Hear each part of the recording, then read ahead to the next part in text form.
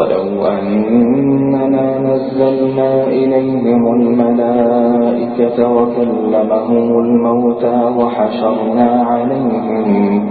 وحشرنا عليهم كل شيء قبلا ما كانوا ليؤمنوا إلا أن يشاء الله ولكن أكثرهم يجهلون.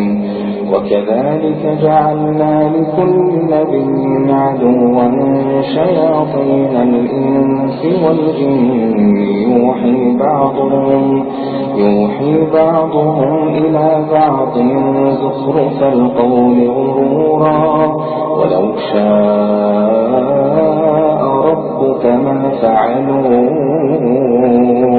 فذرهم وما يفترون. ولتصغى إليه أفئدة الذين لا يؤمنون بالآخرة وليرضوه وليقترفوا ما هم مقترفون.